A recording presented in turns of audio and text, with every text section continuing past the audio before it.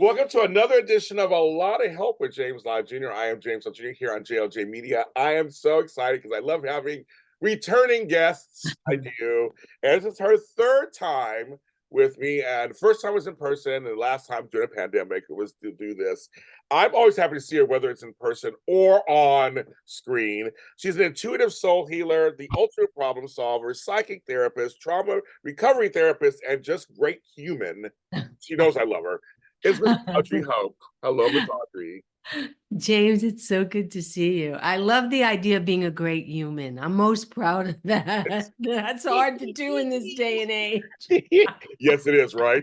Woo, Right. I know. But no, you know I love you. You know I do. We Yes. always keep in touch online. Yes. And I said to her, "You need to be back on my show again." She goes, "Yes." That's what she said. I was like, as you said, you went yes, and I was like, "We made it happen." So I'm glad you're back. Thank you. Well, it's your spirit, James. I love being around your spirit. It's all Oh, about the spirit. Yeah. So it's my pleasure and my gift. oh, And it was your birthday, but it's my gift. yes. Yeah, I like it's still my gift too. I'll still take my gift as my gift too. I want to start out, folks, with a story that I haven't told her yet. That is so true. It's so crazy. She said it, and it's true. And we're going to start the conversation off with that because this falls into what she promotes, which I love what she promotes. You should follow her ever at Audrey Hope. She promotes everything. So Miss Audrey, so when we met 4 years ago at your house, we ended up talking afterwards. We ended up hanging out. We were talking, and I told you about that. I turned 49, Yes. and I had all of a sudden become lactose intolerant out Yes. of nowhere. And you looked at me, and you kind of tuned into me, and you said, "It'll be gone. It's not forever." And I'm like, well, "Really?" He goes, "Oh, no, it's not forever." I said, "But it really hurt. It's not forever. Um, you're going through something. It's manifesting somehow in this lactose intolerance. Give it a couple of years." You said that. You literally said, "Give it a couple of years. You'll be having cheese before you know it." I'm telling you, a couple of years ago, I'm not lactose intolerant anymore. Like literally, I'm not lactose intolerant. Like I literally have milk, cheese, ice cream. But it's like it literally took a few years, like you said to me, and literally I am now fine Wow. with It dairy. just went away. It just left. Yes, Okay. and I went to the doctor. I went to the doctor last year, and I have a new doctor, and I love him. He did a whole body, did the whole workup, and blood and everything. He's like, "James, your insides are so good right now. Like you have your blood cell counts are great, and I'm not pre-diabetic. I don't have high cholesterol. I have some weight to lose. That's one thing." But he said, "He goes, luckily you're ahead of the game because I think you have to focus just on the weight, not all the other stuff that comes with it." I told him, I said, "I have a friend," and she was like, you're going through something and it's manifesting in this lack because I was never lactose intolerant. I could eat cheese like was going out of business. They had a Wow. problem, and he goes, I don't see any signs of anything in there that's. I mean, you seem fine. There's no levels of nothing that's calcium's great. There's nothing going on." And I noticed that, but some great things that come out of it, which we'll talk about that in a second. But I just want to get the first part is you were right. Wow, James. And then the question is, what were you intolerant of? And actually, who Yeah. made you lactose intolerant? And what issue was it? Because your body was holding an issue. So if the issue's gone, then you're going to I can be tell you healed. And that's the secret of healing, the ancient secret of healing. said that, and I can tell you what the issue was, and it's gone Okay, go now. ahead. The issue was my father. Uh-huh. I forgave him finally. Wow. I was able to tell him I forgive him. He didn't accept it. He didn't accept my forgiveness. He cussed me out. I had a witness with me, my aunt, and he called me all kinds of names, whatever. But even though after all of that, I still say, you know what? I still forgive you. I forgive me. I forgive us. I understand that you could have been the father that I wanted anyway. I thought I wanted anyway. And Yes. secondly, you only know what you knew, and I have to let it go for me. And you can still cuss me out and say all these things towards me, but I still felt like I still forgive you. I still forgive you. And once I let that go, my aunt was there with me. She's a pastor. She was there with me. She was like, "That's good, James. Like you really, I believe." Goes, James, I believe you. I said, "No, I really feel it deep down. Like I get him now. Like I get him, and so I understand why he wasn't great to me. I totally get it." And so he couldn't accept it, but I could. But see, once I let that go, like literally let that go, my life opened up. Well, there it is. Again, another secret of healing, which it's about you, not them. They play that part for you, and he did, and then you were free. And whatever he does, he does. So you're really finding out, not in a book, but through life, what really heals us and makes us free. And now knowing you, you'll pass it on to other people.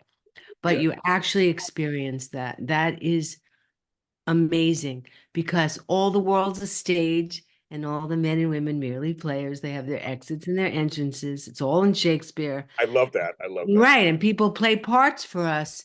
So if we understand, like I say, the manual, we don't have a manual. But if we had, this is how you play cards, these are the rules. Okay, and this is how you play life, and these are the rules, people wouldn't suffer so much because they would understand this is how it really works. It's about you in your class, in your earth school, and what you're going to do. I know, and that's what I learned. I learned that through help with therapy and other things, assistance I had, that I was projecting what I thought a father should be also. Nothing, I mean, not my fault. I'm a kid. I'm thinking a father should be this. You watch TV, you see movies that tell you dads do this and dads do that. And when your dad doesn't do it or doesn't come in the same package, right? Then you start to manifest. Well, he's not doing. I mean, he did some things that I did learn from, and there's some great things I did learn from him. But there were a lot of things he didn't do, and he admitted he didn't do them. And it's like, so why beat him over the head with it over and over again? Because I'm waiting for him to say he's sorry or something, and like that won't take away all the stuff that happened. It's still there. So that's what I kind of learned through all that. James, I think the Brady Bunch messed us up, man. It just doesn't work like that. Doesn't work like that. And it doesn't work like that in relationships. It's not Cinderella. No, All these stories of illusions, it's BS. And it's madness, it's chaos, it's confusing, it's painful, but it's not the white picket fence. And, oh, we're going to go off and live happily ever after. It's opposite of that. They say, like, if you meet your soulmate, yeah, oh, you poor thing. No, because you have to rise up to it and you have to do a lot of work in it. But so you're really understanding now how it works. I think of it like here's a pen and I'm asking the pen to love me. Will you love me? Or a wall. I really wish you would love me. Why don't you love me? And there's no capacity to love you, no capacity. And so when you learn that, oh, I'm dealing with a pen, I know who they are, I know who my father is. He's freaking not going to get it in this lifetime, or he's not going to let me. I'm good because what I want from him, I need to give to him, which I wish he would understand me, but I need to understand him. He's not going to friggin' get it. exactly. And Duh. and folks will, the wall analogy especially, will bang their heads against the wall over and over again, going, "Why won't they get it? Why can't they see it? Why can't they do it?" Right? And I'm sure you heard that a million times. Well, doing the same thing over and over again, that's the secret of healing because you could spend 20 years in therapy, Yeah, yeah. buy a house for your therapist, I say, in Miami, Puerto Rico, Jamaica, great. Or you can track the pattern. What the hell is the same? How does this feel the same? Because you have your father issues and you took those issues probably into other Oh relationships, yeah, right? of course. Yeah, Yeah, hello. Yeah, of course. yeah, Of course. yeah. Right. Please love me. I will give you everything and you give me a little crumb. Hey, well, here's the deal, Audrey. I always say I was the father that I didn't have with my girls. Yeah. I can tell I went a little overboard a few times there. I can admit that because they're a little spoiled, and I can tell they're grown up now. They're a little spoiled, but I know I partially did that because, and I know the mothers did too because I remember we had the mother and I had a talk saying we didn't like our childhoods. We're going to do the opposite. Wow. You know, we were young. We were like, I was like 19. We're going to do the opposite. We're going to give them, we're going to give them everything we can and blah, blah. And no, there was discipline and stuff like that. But like, I know that we did coddle probably a little too much. Yeah. And that's my generation because I'm the latchkey kid generation. Our parents were busy working, and I was by myself, and we didn't want them to go through that. Wow. But I think in some ways there's some soft landings that kept happening too much for them that they're dealing with now. Of course, I admit it. I know I want to be the full opposite of what I didn't get. It's the George Costanza thing on Yeah, Seinfeld, which is yeah. great. The greatest therapy technique. Do the opposite. But the spoiled thing is a big issue in our politics, in our world, Yes. in therapy, why people use drugs, working in drug rehab. It's you're spoiled brat after all of it. You're spoiled brat. And you need to look at that because Yeah, that's the issue.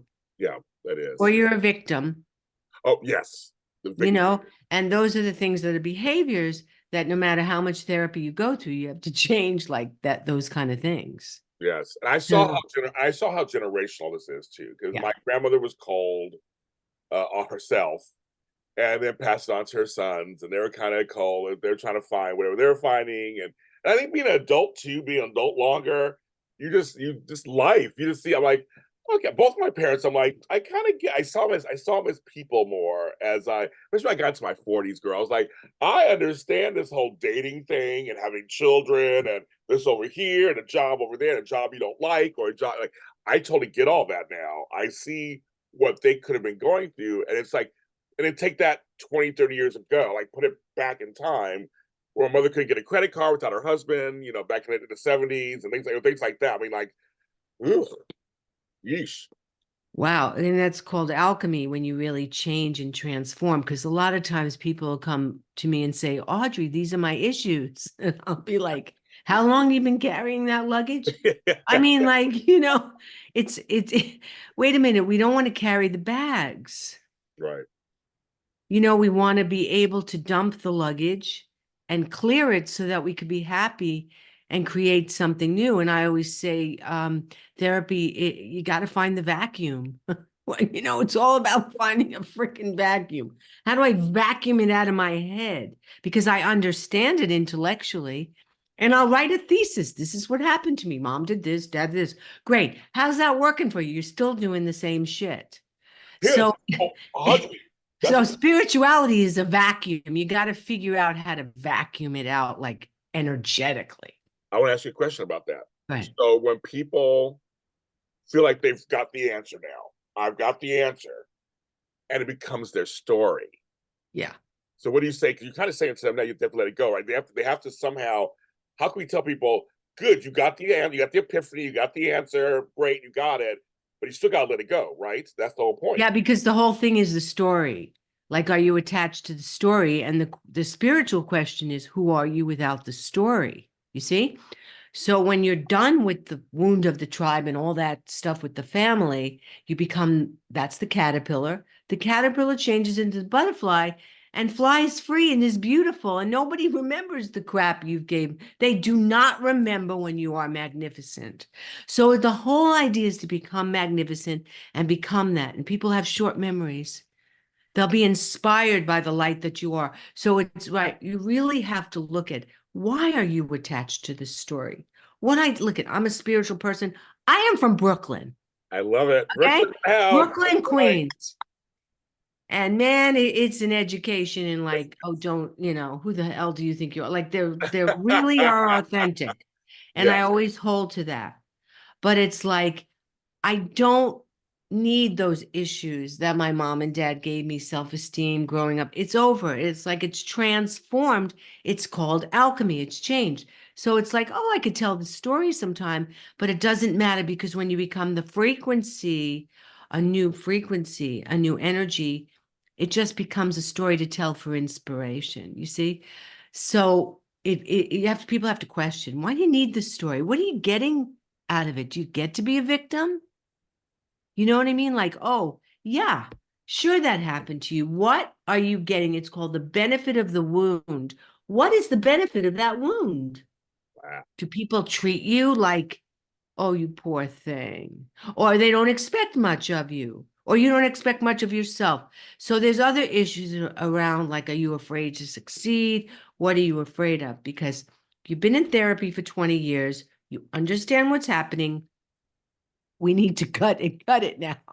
Yeah. Yeah. Done, done.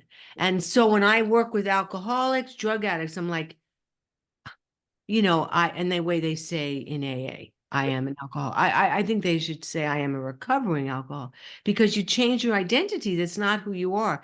And in spirituality, I am is very powerful. What you say after the I am, right? So Very I am true. a healed person. I am a transformed person. Is the new reality. So Yeah. when you want to change, you want to raise the volume of the light. Like that. And I guess the highest would be joy and freedom, right? Yeah. Yeah. I mean, the whole world needs healing, Yes. Oh God. Really, that's an understatement.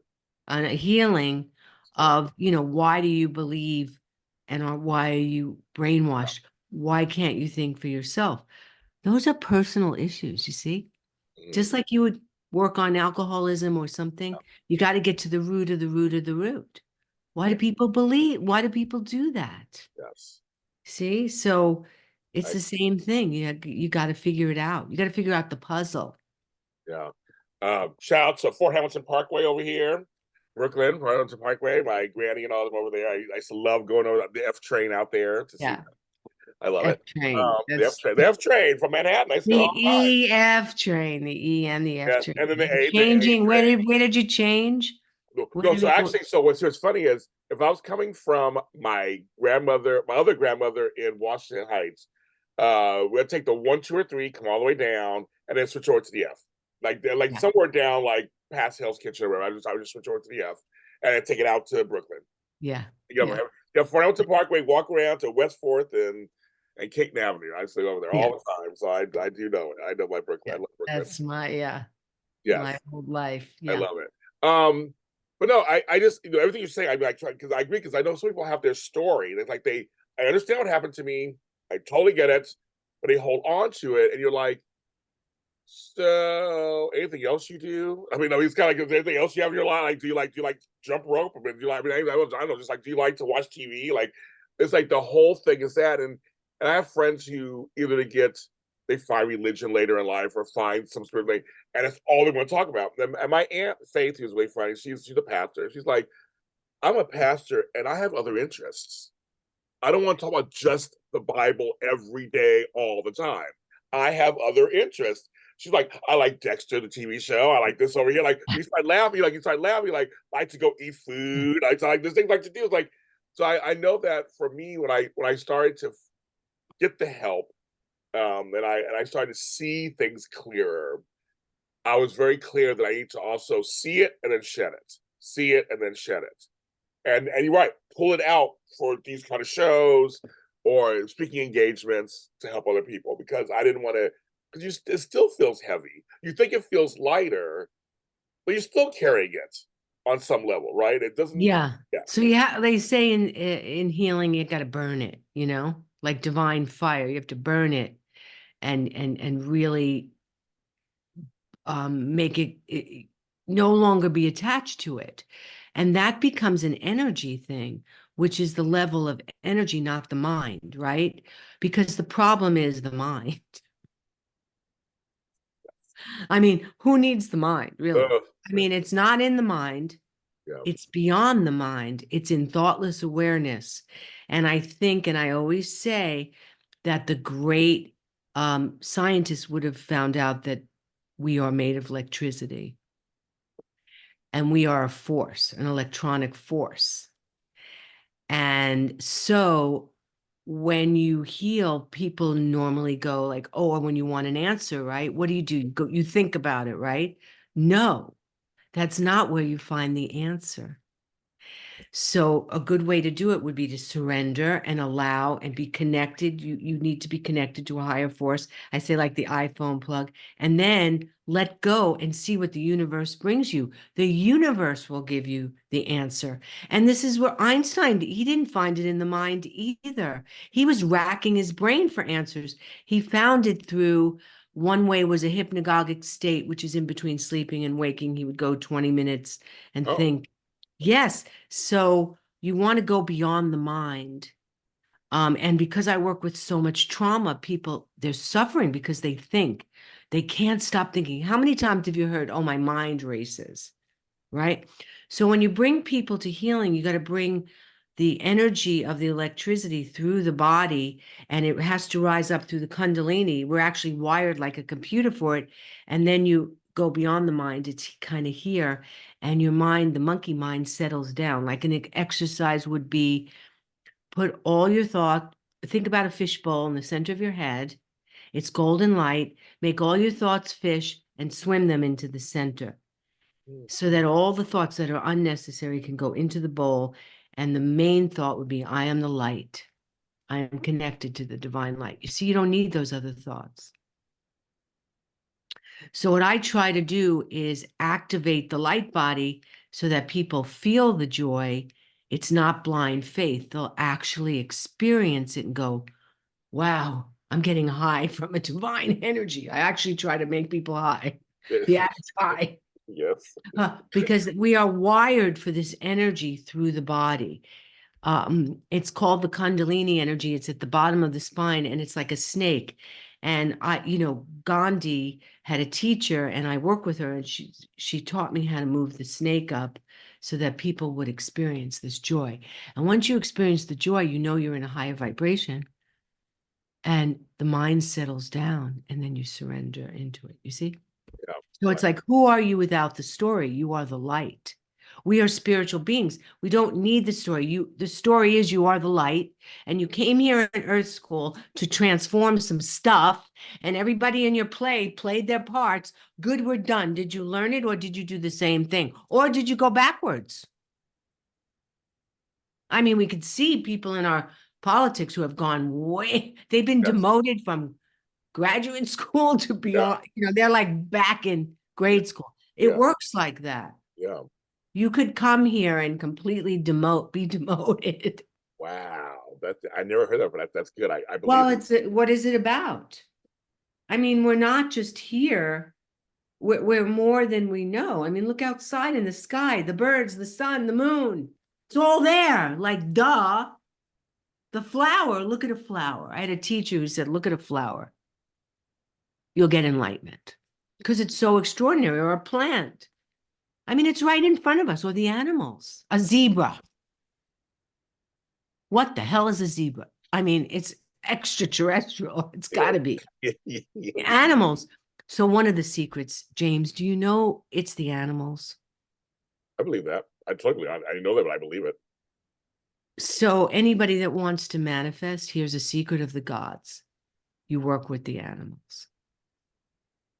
That's why Ganesh is an elephant. Okay. Yeah. That's why Shiva has the snakes. It's all there. And it's time. So anything you want in your life, and I could teach you sometimes, secret of how to make the work with the animals to be your guides and to also help you manifest. Well, I have a huge garden. My followers know I'm a big gardener. I've been doing it for years. And I have a lot of wildlife in my garden. Because I know you know this already, but butterflies, the different colors that come, and so I'll tell you the color because I know you'll get this. I get yellow, I get white, and I have one large monarch. Wow, that's powerful. I'm saying Monarch. this. I know you know. So I already looked all this stuff up. I know you know this stuff already. And I know the significance of all three, of course, that why they're coming around to me. I love them, and they fly around me, and I talk to them when I'm in the garden.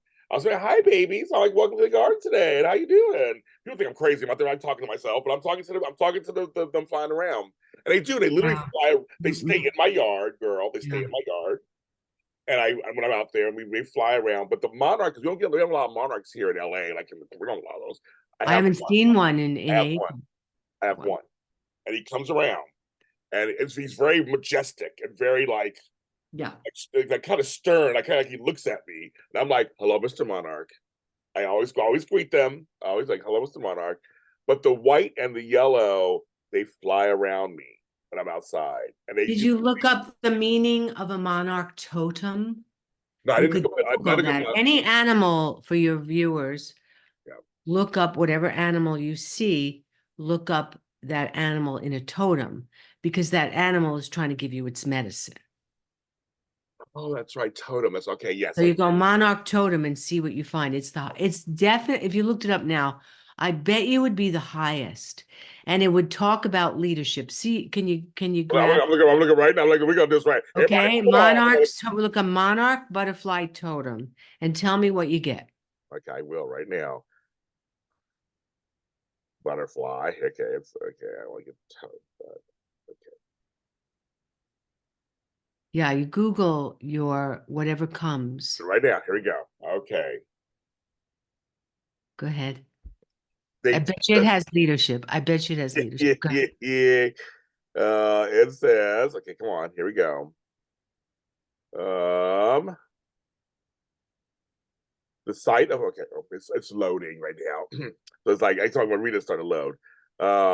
The sighting of a monarch butterfly can be a message from the universe pertaining to your personal journey, transformation, or a new chapter in your life.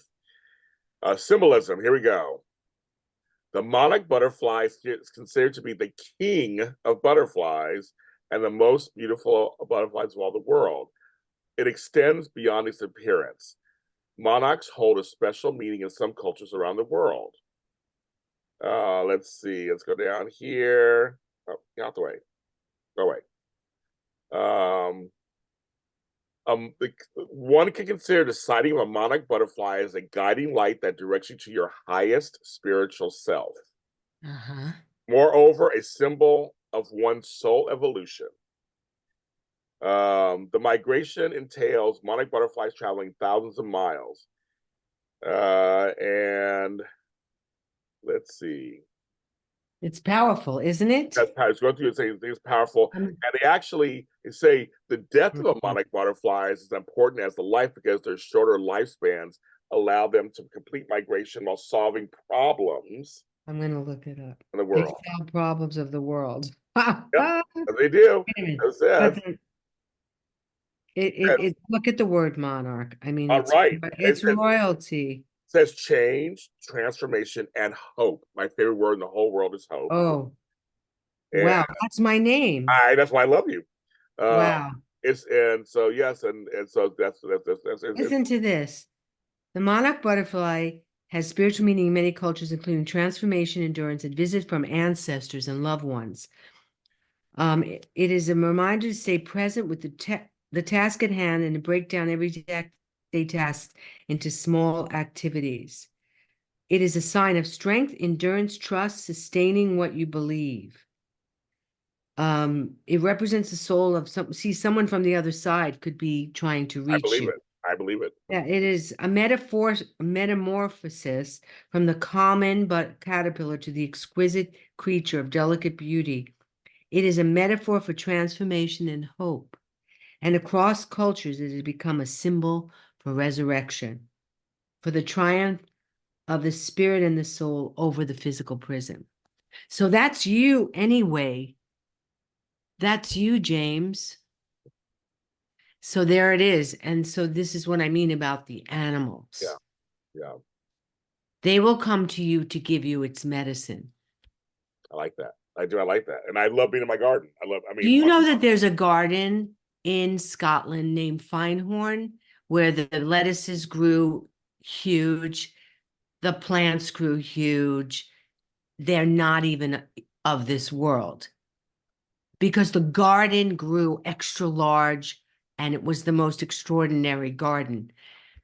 Did you ever hear of it in Scotland? no. That's because, and I have a book on it, they worked with the diva energies. This is true. They work with the spirits of the vegetables and the thing and created this extraordinary divine garden. So how they did it is they worked with the diva spirits of the garden to make the plants grow. It's extraordinary. So that might be something. I'll find the book that I have on it. Well, Audrey, once again, oh my God, this is why I love you. You want to know how in tune you are right now by saying that? Why? Tell me. Oh my God, folks. Folks, seriously, folks, we talk online here and there and stuff, but we have not talked like this in a while. So this is not a joke, or this is not we didn't set this up or anything. She doesn't even know this. So I just want to get clear for the folks at home watching and listening. If I could blush right now, I'd be blushing right now. So Audrey, oh my God, this is so crazy. So I did my DNA test, ancestry.com. Oh God, don't tell me you have Scottish energy. So here's the thing, Miss Audrey Hope, that I find out because I come from a multiracial background, multicultural background. Anyway, I knew that just already. But then the DNA thing came back. I did a test twice because we didn't believe it at first. I am considered 55% white. No way. So more than black. So it's very interesting to me. Wow. So, but the largest white that I have in me is Scottish. No way. I'm getting I had chills. no idea. No, girl, I had no idea. So, are you going to go? I want to. No, that's seriously on my No, list. no, you need to go. You Yeah, need to go. that's seriously on my list. You need to go to Scotland. Because I'm running into people who are Scottish now all of a sudden in my life. No, no, you need to go. And you said that. And you said the Scottish It's thing. time. You need to go to Scotland. It's time. I don't You know. need to just make it happen. Yeah. There's definitely something for you there. You are definitely on a whole new thing now, the next chapter of your life. It's almost like you cleared it all and there you are. And if you really get the opportunity to go, you're supposed to go. See, that's what I mean about finding answers.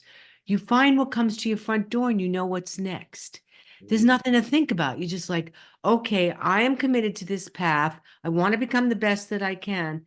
What's next? And just wait and see what comes and follow the yellow brick road. That's how it works. You're right. I'm just having a moment because I'm like, wow, you just me every single time I see you. But that's the thing. I'm like, Yes. that's so too. I didn't know Scott. I mean, I knew French was up there because I'm part Creole. I knew all that and Dutch because I knew the Dutch part. But the largest part was Scotland. Yeah, no idea. And then you probably seen, you said things from Scotland. You know, when you're supposed to go somewhere, you get signs from the universe. Okay, I just realized what that. And there it is. And now I'm giving you that and see what happens after that. Oh, somebody calls you up. Please go do a seminar for us in Scotland. I mean, You're right. that's how it works. You're right. You're Now, right. most people, when they want to do something, this is for your listeners and viewers. Yeah. They want to go do something, so they take action. I'm going to go do. I call it do. Go do. Go do. Okay. Opposite, I'll sometimes say, hold on, sit on the couch and be still and see what comes and do this as an experiment. See who calls you, see who comes to your front door, see what comes, because that will bring you the whole divine purpose of what you're really supposed to do, because you're quiet, you're not listening to distractions, it's out of the way, and then the universe can work in that quietness and stillness. I also want to bring something up to you too, that as a follow-up to my not being lactose intolerant anymore, because of that situation, I learned some things about myself, obviously, right? So two things that come out of that is I enjoy oat milk. And that was something I would have never tried if I wasn't lactose intolerant. Because in my coffee or in my tea, I'd liked cream or half and half. So because I couldn't drink it for a while, I was like, well, what else can I also was cutting down sugar, and oat milk's a little sweeter. So folks, a little sweeter out there than some of the others, than almond and all that. But I like the taste of it. So now my coffee, I can do oat milk with no sugar, just black oat milk. I'm good. I still like it. So I kind of brought that with me with my new food thing. But it was oat milk, and there was another thing I learned also. And it helped me kind of expand my horizons on alternative dairy products. I like Lactaid ice cream. It tastes good. It tastes like normal. Breyers has a sugar-free ice cream. It tastes just so. So it did expand my mind too to look outside because I still wanted that taste. I still wanted that thing. Sure. And so I look, and there were a couple. I had this vegan mac and cheese that was so good. Oh my God, from this place in Uh-huh. Hollywood.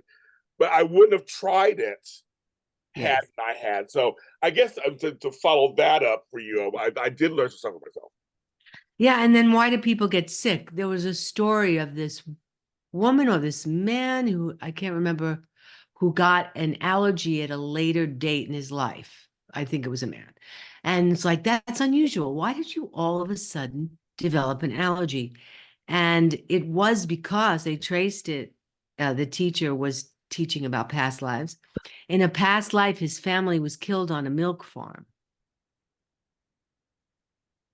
So something happened when he had a tragedy in this life. It activated the ancient memory of that, and he couldn't stand milk. So that was an interesting thing. So sometimes, why do people get sick? Why do some people hate the water? Why do some people go, oh, I can't be in that, I hate that country or that? Yeah, There are reasons that are soul reasons that need to be explored, right? Right? yeah. But why do people get sick? Like I had this guy this week. He but he had a birthmark on his third eye. Oh, we are crazy. Wow. Okay. And he suffered a lot from it. Really? Oh, okay. And then he had it removed. But being born and having a third eye thing, Yeah. there it is right there. You're meant for, Yeah. other things. Yeah. Yeah. And then I had another client who had a snake on his head when he hit his head. And like that also told me these are symbols of evolution. So people get sick for reasons that match the soul. And when you begin to explore it from that way, you could begin to heal it. A woman I knew had terrible psoriasis. She kept going like this. Her hand would itch. We found out that her father abused her and she was trying to get him off of her body. Oh my goodness. Another woman had some kind of thing, a nervous thing, went to UCLA. All the doctors couldn't find it. We found out she was mad at her mother from age 13. You didn't let me have my chocolate. Wow. So when you heal people, you got to go to that level of how does it serve the soul? Another woman had breast cancer while she was at the rehab. Well, all of a sudden her workaholic husband dropped everything and came to visit her. And all she wanted was him to like stop working. Yeah. So the cancer served her soul to get his attention. I mean, you got to go to that level with illness. Yeah. So last year was one of the hardest years of my life. I had Mhm. my stepdad got sick suddenly. He had never been sick, got sick suddenly and died 20 days later. I'm sorry. Then when we were planning his funeral, my mother got sick all of a sudden and I almost died herself. And then I'm gonna tell you that story in a second, but then she came back to us and I ended up becoming her caregiver, her actual bathing her, during the whole thing for about 6 months. And while we are doing that, my aunt got the same thing my mother had, almost died, was in a coma for a few days. And like, so we had a succession of like, and I was in charge of everybody. Just happened, the folks that got sick, I was their main person. So I was a little frazzled last year. I handled everything, but a little frazzled. But the thing about my mom I want to bring up, which was very interesting, is um, I thought it was that sweetheart disease because my stepfather and her were together 24/7 all the time. And but they found blood clot in her lungs. And so, and I pray and stuff. So I was like, well, let's just find, make sure the doctors have the right hands to find her and treat her. And that's kind of, pray for her. And this doctor was like, well, we have this thing. It's a clot buster. We can administer it to her. Sometimes it works, or it doesn't. And my mother, I remember, it was funny because everybody had come through. I told people, well, come on through, I was told to say goodbye to her, basically. I was told, you better say goodbye to her. It doesn't look good, everything. So I said, well, come on by. But after they were all gone, it was just me, and she was kind of half unconscious or whatever. And I just looked at her. I said, whatever you want to do, I'm okay with. Everything will be handled. Mhm. I even taught in places that sometimes you'll hold on because they're afraid of what's going to happen. And I was taught to tell people, like, let it go. It's gonna be good. It's your life. It's your choice. Because I know everybody's telling her don't go. No, and I understand. I understand all that. I do understand that. But I always been a person who, like, if you want to join your husband, go ahead. We'll be fine. I'll take care of everything. It'll be fine, blah, blah. But I said, if you want to stay, we'll work it out also. I Mhm. said that. Now, I had told us a couple of my folks didn't like that I said that, but I understand where they weren't their capacity to handle that wasn't there. So I didn't get mad at them. They got mad at me a little bit. I took it all on. I didn't care because I felt I was correct in what I was saying. Mhm. I felt I was correct in what I was saying, but I understand people just are different spaces. But my mother came back to us. She literally came back to us. So she goes, "Yeah, something told me I wasn't ready to go yet." She's like, and we kind of laughed out a little later. She's like, she didn't realize how serious it was because she was kind of half out of it. But she had lost like 100 pounds, and all this stuff was happening to her. But I stood over you. I said to you while you were half in and out, I'm sure you heard me.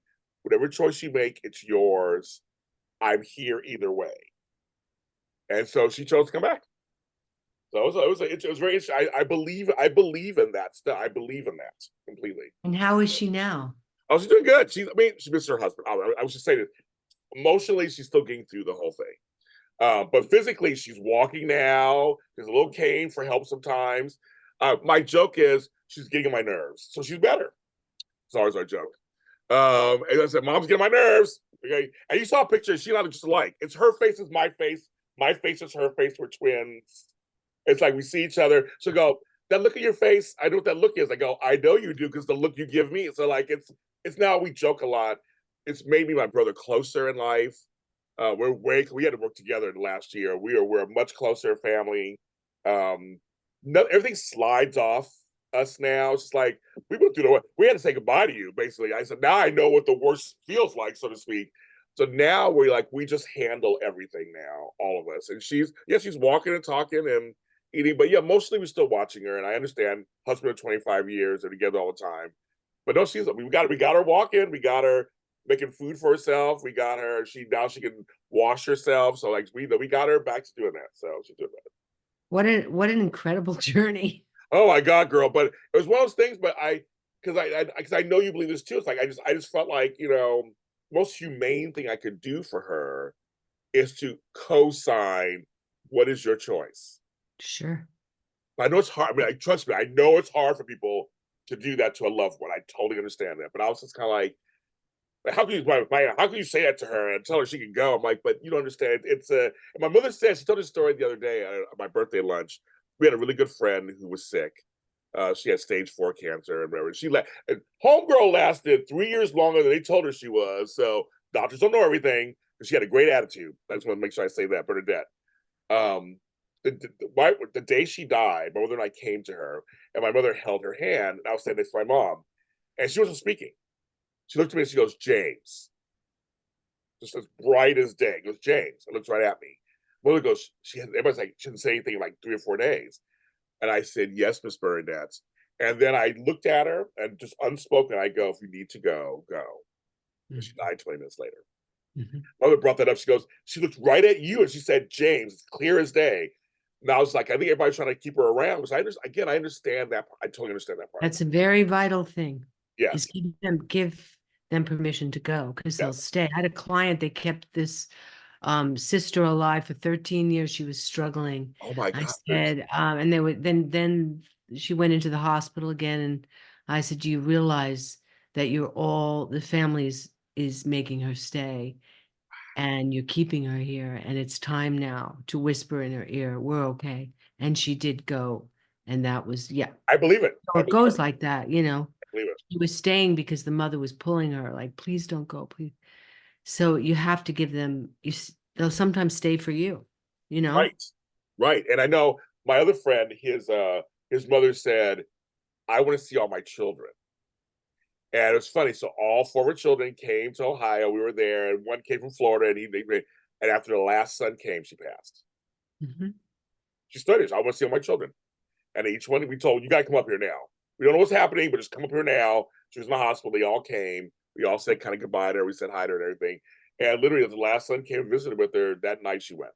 I thought it was beautiful. I thought she requested to see her children. She had time with each of them, and she was like, "Okay, I'm ready to go." That was another one of those who she hadn't spoken in 2 or 3 days, and then looked at me and goes, "Hi, James." Yeah. first like she looked right at you and said, "Hi, James." I go, and I said, "Hey, girl, what's going on?" And we started talking, and so she hadn't talked in like 3 days. Like, I don't know about me. I don't know it's about me, but I try to give people permission. Period. That's one thing. I feel like humaneness is a thing that we forget about sometimes, right? Yes, yes. But we are souls, and people have a hard time accepting I that, which know. I don't understand. And so I'm working on a TV show called Dating After Death, Oh wow. and it's about death. And because of course that's how you find out about Oh life. yeah, well, yeah. It's the great mystery. But there are things about, people want to ask, like, where do we go? What do we do? How does it work? And you're already getting the thing on how it works. And it's fascinating what you're learning again through just experience. Yes, and that's the thing. You have to. I always tell people, like, I'm writing a book on this. I'm writing a book on how to on Yes. my experience of caregiving. I said I think I'm going to give the good, bad, everything. I'm giving it all. But I've learned so much, and my brother and I've learned so much, and a lot of times it's just being present. I was trying to tell somebody, they go, "What's the key?" And I go, "It's just making sure you're present as much as you can be, because sometimes you're tired and everything. I get that part, but it's like because I raised children, so I know it's like having a baby for the first year. Are you Sure. breathing? Are you breathing? Are you breathing? Are you breathing? I go like the first year, I was like, "Are you breathing?" Did they roll over the bed? Did they go over here? Yeah, definitely a couple times. I don't know. That's all. It's always laugh about that. I mean, just like, but that's the whole thing I said with this caregiving thing. It's just literally doing your best to be present at any given time because everything is so different at every given time. It's Yes, but it's knowing that the person has the choice. yes, So everybody has a choice. All death is a suicide I know I heard that before. I like that.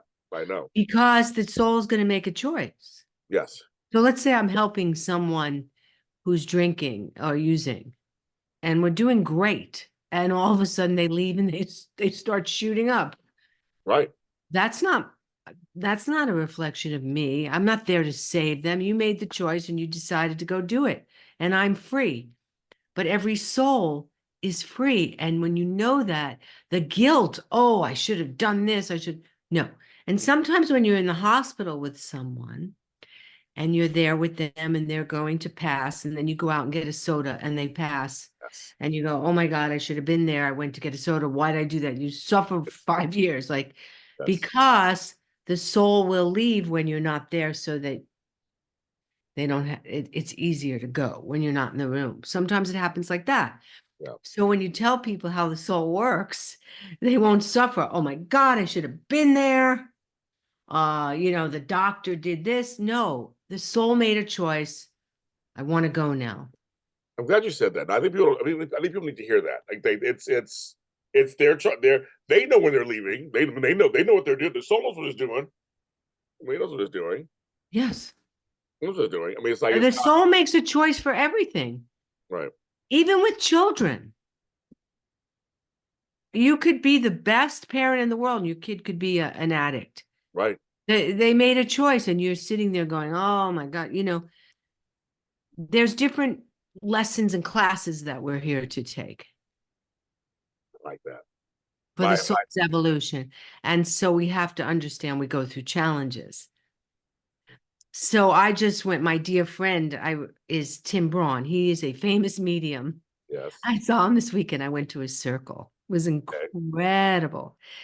And he was talking about, okay, this is so funny. He says, everyone, I was raised by the Christian Taliban Oops. Yes. because they're all Christian. He's Yes. gay, Yeah. and he's gay, and he's also a medium.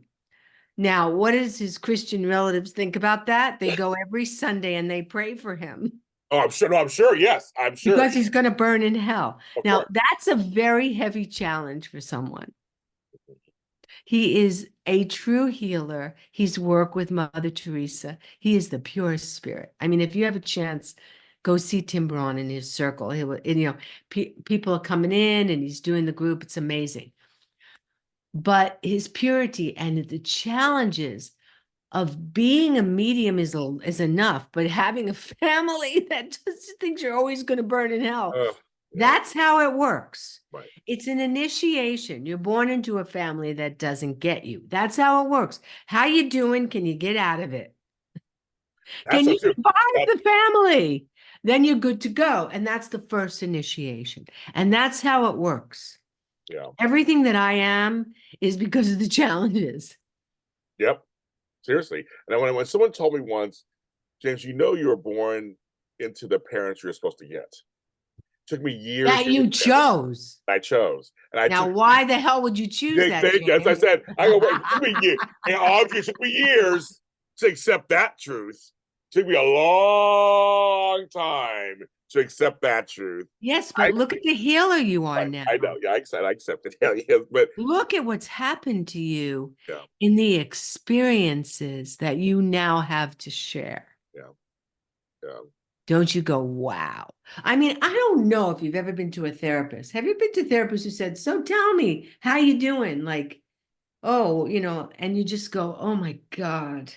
They're just like, I want to go, I got to get out of here. They haven't, I just don't like them. They don't. And then you go to another therapist and they go, oh, I so understand, like, I get it. That happened to me. You have to become a healer through knowing what it's like. Otherwise, blah, I agree with you. vomit. I agree with you. And we're all here sharing experiences, and you got to be real. It's Yeah, not in a book. It's not, I work with all yeah, doctors. yeah. These concepts. Let's put everybody in this box. No, Thank God I work with an amazing team who are so evolved, but everybody else, this is the box you're in. And then, here's your medicine. Bye-bye. Okay, we don't need right. boxes. We don't need boxes. We need to get out of boxes. I agree. I agree So completely. even in the world, on a higher level, when we evolve through alchemy and transformation, we have to go through something to get to the other side. And we are going through it because it's a wake-up call. It's a wake-up. We are in a wake-up call. Oh, totally. Oh my God, right now. Where has everybody been? Duh. Have you been asleep? I think Letting happened. idiots run the country? Right. I think folks have been asleep. I think folks just got complacent. They just didn't. They just thought they just. And we're paying the price for it. But I guess what? agree. You're not going to sleep now. No, that's Did you wake everybody. up? Yeah, you woke up. You're going to take all my rights away. Right.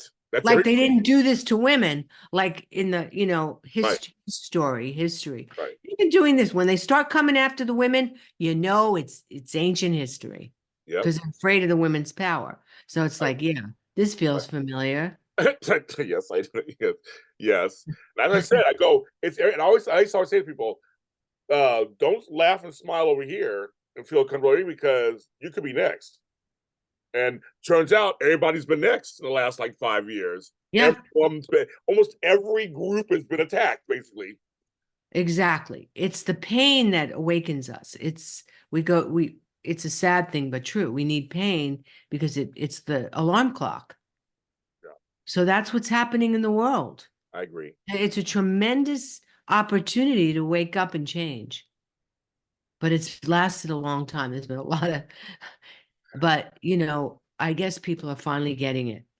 I think it's starting to, and I try to keep hope alive in the sense that I think it's things are cyclical. I think, and people have been asleep a long time. I think that's why a lot of people now are really. I mean, there's all these protests. Like we're seeing a lot of people starting to really wake up and go, I don't want to take Ozempic to lose weight, or I don't want to have a Mm-hmm. war over here, or I don't want to pay $5,000 a month for rent. I don't want. Everybody seems like you're right. Everybody's starting to kind of go, none of this is working. What the f is going on? It's a collective consciousness. And the other thing is to see what's broken and to see what needs healing. Yeah, You want to put it out into the light, exactly what it is. So if you see it, you can heal it. But if you can't see it, is right. time's going to go by and you won't heal it. So, you know, you gotta respect the process of what we're going through as in the world. Yeah, That's how you bring people to enlightenment. Yeah. That's Well, that's what you're doing when you come on these shows and you talk to your patients and when you talk to I love you to pieces, Audrey Hope, and thanks for being on my show once again. You're well, all I had a lovely time, James, and I'm so excited for where you're at, thank you you. know? Thank you. And now it's time to really be on that white page and start creating anew. Yeah. Now, that's my prediction. Just create, create, create. It's all done. You're in a new chapter. Okay. I'm excited to see what's going to happen by next time after you go to Scotland. As I go to Scotland. Well, I received that. I receive all of that. Okay. And I'm like, and Scott, I'm just telling you that you said that, so I trust you. So I'm like, I have to go to Scotland. I have to go to Scotland. So I love you, James. I love Happy birthday. And I love you. The light. The light is growing and expanding in you, and the world needs you. So shine, shine, shine. you so much. Folks, audreyhope.com. Follow her. She is on all social media platforms. She's on YouTube. She's everywhere you want her to be. I'll put it in the description below. She's everywhere, folks. She's everywhere. I adore her to business. Check her out and see what she's talking about. I'm James Lott Jr., lottiehelp.com, and I'm on all social media platforms too. Follow us both. Follow us both. We're out there. We're here. Yeah. And we will talk to you next time.